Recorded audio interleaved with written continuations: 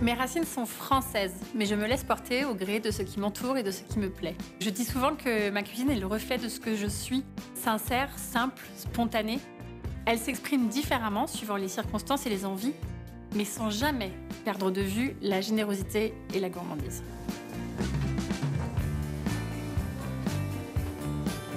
Ma cuisine est comme moi, curieuse, toujours en mouvement et en évolution. Elle s'inspire donc de mes expériences, de mes rencontres et de mes voyages. Et ce qui m'anime en tant que chef, c'est justement d'être bousculée par de nouvelles saveurs, de tester des alliances inattendues jusqu'à trouver l'harmonie parfaite. Les voyages sont une source d'inspiration extraordinaire, un terrain de jeu et d'essais formidables pour trouver de nouveaux accords.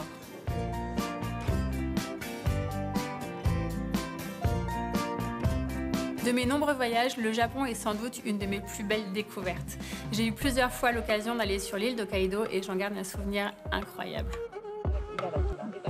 Les paysages sont à couper le souffle. Et côté tradition culinaire, j'ai eu l'occasion de faire des découvertes vraiment surprenantes et très inspirantes. Merci, j'étais ravie. Évidemment, je n'ai pas pu m'empêcher d'aller cuisiner des recettes avec les produits locaux. C'est le moment que je préfère, je crois, quand je fais une recette. Passer de l'idée à la pratique. Quand j'ai une idée en tête, j'aime pouvoir la mettre à exécution très rapidement. C'est un mélange d'effervescence et d'hyperactivité qui me pousse à être toujours dans l'instant présent. Est-ce que tu as du parmesan? Parmesan, ouais, ça va être ici. Merci beaucoup. Merci. Super. J'ai envie de me lancer dans un des fleurons de la gastronomie française, le lièvre à la royale. On va le twister légèrement, on va pas partir sur un vin français, mais sur le vin Yamazashi. On commence par couper le lièvre et ensuite on le fait colorer dans une grosse cocotte avec un petit peu d'huile. Environ 3-4 minutes de chaque côté, il faut que ce soit joliment coloré. On va assaisonner avec du sel. Ensuite, je prépare une garniture avec des carottes, des oignons et une tête d'ail. L'histoire du lièvre à la royale est intimement liée à la vie de Louis XIV. Malgré des problèmes de dents, le roi Soleil était un bon vivant qui aimait les plaisirs de la table, et notamment les gibiers. Durant les derniers instants de sa vie, n'ayant plus de dents pour mastiquer mais voulant toujours profiter des plaisirs de la chasse, le roi demande à ses cuisiniers de lui préparer une recette pour pouvoir en profiter. Et c'est là qu'il crée le lièvre à la royale. La chair était si fondante qu'on pouvait le manger sans aucun effort. Des siècles plus tard, la recette est entrée dans la légende puisqu'elle a même été reprise par Paul Bocuse et Joël Robuchon. Là, ce qui nous intéresse, c'est ces petits sucres là qui sont accrochés au fond de la cocotte. Et dans la même cocotte, je mets ma garniture aromatique à rôtir. On va laisser saisir, je sais pas, à peu près 5 minutes. Ça doit devenir joliment doré. Hop, je remets le lièvre dessus. Ensuite, je vais couper l'ail en deux. Hop, un petit peu de thym. J'ajoute quelques petits champignons. Ensuite, je remets tout dans ma cocotte et je mouille avec le vin Yamazashi. On augmente le feu, on va chercher le début de l'ébullition et on laisse cuire comme ça toute la nuit. J'aime créer des passerelles entre les cuisines. C'est un peu comme une façon de voyager. J'aime aussi partager des goûts que j'ai pu découvrir, qui m'ont séduit ou qui m'ont un petit peu dérouté. Hop, et on couvre.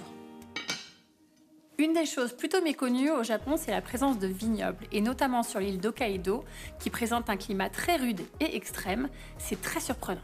J'ai eu l'opportunité de visiter des vignobles et d'échanger avec un couple de viticulteurs. C'était une expérience dingue parce que je n'aurais jamais imaginé arpenter des vignes au Japon. Ça m'est apparu comme une évidence. Le vin est un produit phare de la gastronomie française qui se décline depuis des siècles dans des recettes. La découverte des vins japonais m'a inspiré cette association. Je trouve cette rencontre plutôt inspirante et tout à fait singulière. Allez, hop. Donc là, on a cuit toute la nuit. Et on a une viande qui est toute fondante. Regardez-moi ça. Voilà, là, il ne reste plus rien. C'est que de la garniture. Alors, on va récupérer le jus de cuisson qu'on va passer au chinois. Et notre sauce, on va la faire réduire.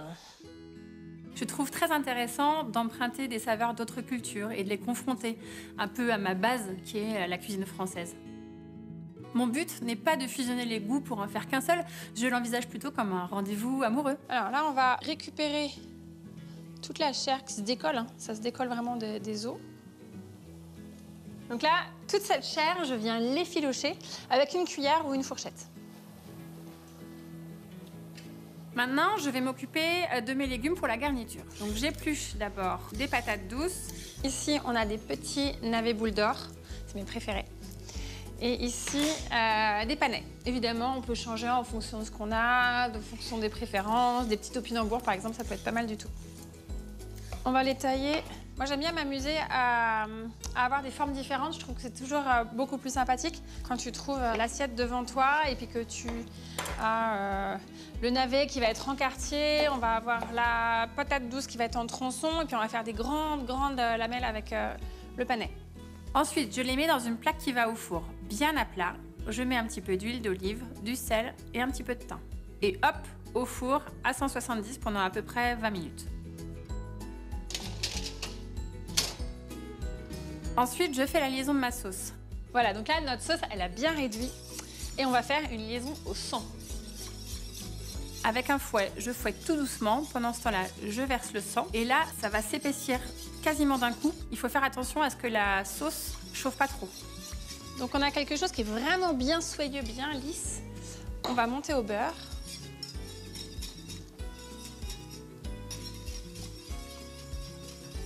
Là, on a une jolie consistance.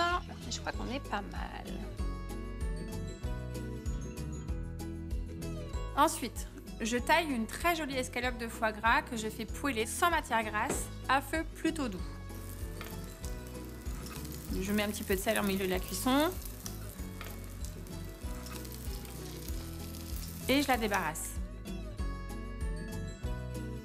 Alors, notre effiloché, on va le lier avec la belle sauce. Jusqu'à ce que ce soit bien onctueux, bien gourmand, bien comme on aime. Et ça, c'est prêt à dresser. On va faire quelques copeaux de radis. Donc là, j'ai ramené un radis green meat et un blue meat.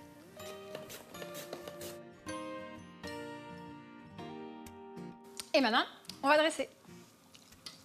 Je commence par façonner une jolie quenelle avec 2 belles cuillères et mon mélange de lièvre. Ensuite, je mets mon escalope de foie gras. Puis je viens disposer mes légumes joliment dorés. Et là, on va s'amuser avec les formes et les couleurs de nos légumes. Les panais, les navets, les patates douces. Et on va finir avec quelques petites feuilles de radicchio et quelques copeaux de radis.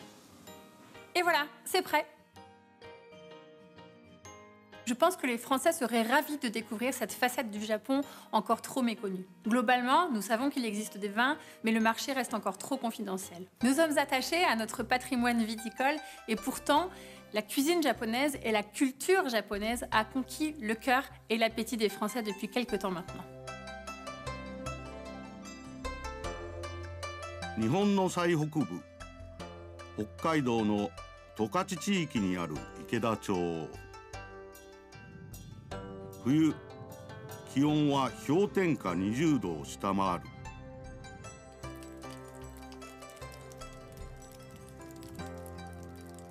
そんな厳しい自然環境を生き抜き実をつけるブドウがある。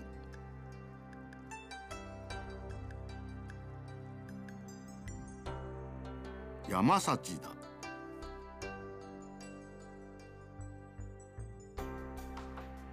池田町が独自に開発した品種で2020年北海道で初めて OIV 国際ブドウ酒機構に品種登録された。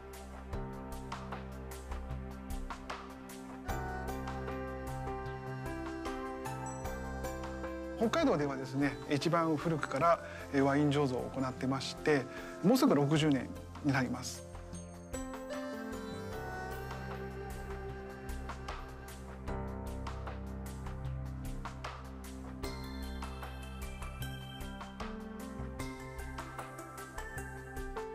池田町でブドウ作りが始まったのは1963年。極寒の北海道で付加価値の高い農作物を作りたい、そんな思いを込めてブドウの苗が植えられた。その数およそ5000種類。選ばれたのはフランスから取り寄せたセイベル13053という寒さに強いとされる品種だった。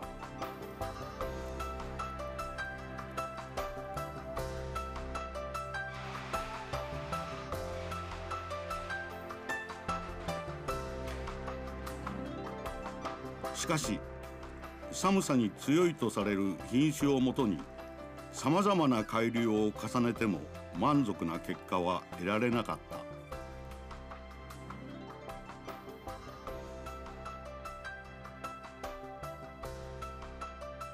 試行錯誤すること10年余り。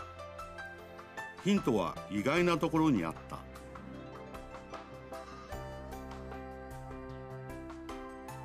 雪に覆われる厳しい冬を耐え、春には必ず芽吹く山ぶどう。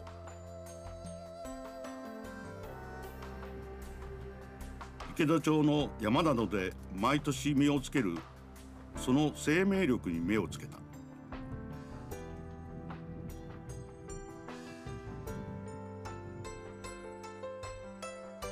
あらゆる条件で交配に挑み、試作は2万種類にも及んだ。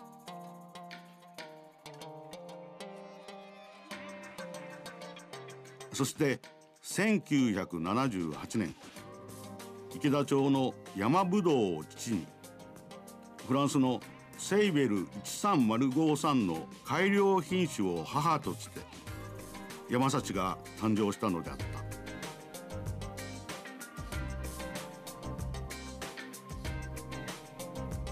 名前の通り、山ぶどうの山がついてます。ということで実は父親似の力強い酸味がありまして、香りもですね野趣あふれる香りになってます。料理でいうと例えばステーキですとか、北海道特有のジビエ料理とかにですね、そういうに、肉料理に合わせて、楽しんでいただけると思います。ぶどうの生育にとって適しているとは言い難い北海道の過酷な環境を乗り越えた山幸。作られるワインは色合いが濃くしっかりとした渋み、そして山ぶどうの野生味も備えている。フランス製の樽でじっくりと長期熟成され味わいを増す。フランス産の、しっかりとした樽の影響というかですね、香りがくっつくと余計、バニラのような香りがついてきますので、そういう、味を楽しみながらですね、この北海道のイメージが広がっていければなと思ってます。北海道初の OIV 品種登録を弾みに近い将来北海道とフランスを結ぶ架け橋になる可能性を秘めている。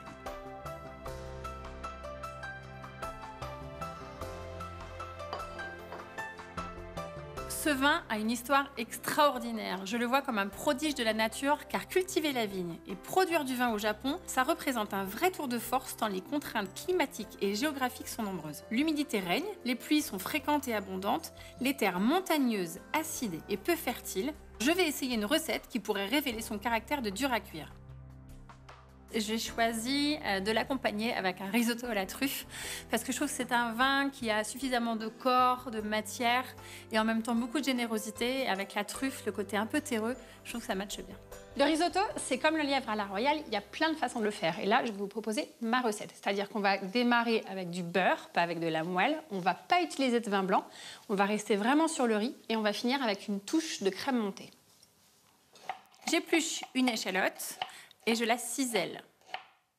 Là, on va faire suer les échalotes, donc tout doucement, sans faire de coloration. On va prendre un peu de beurre dans une jolie cocotte.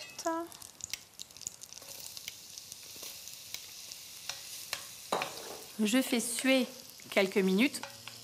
À Hokkaido, la ville d'Ikeda, dans la sous-préfecture de Tokachi, a décidé il y a 60 ans de produire du vin. Et donc, en 1963, le vin de Tokachi est né dans les murs du château du vin à Ikeda. C'est un lieu très réputé qui fait la fierté des Japonais. Ikeda est par ailleurs soumise à des hivers rigoureux, avec des températures très basses descendant jusqu'à moins 20 degrés. Il était très compliqué de cultiver des fruits, y compris du raisin. Voilà. On va mettre notre riz. Hop. Donc là, c'est un riz spécial à risotto, c'est un riz arborio. C'est un riz italien et c'est le même qu'on utilise pour faire du riz au lait, par exemple. Donc là, j'ai baissé le feu et je vais venir commencer à mettre mon bouillon.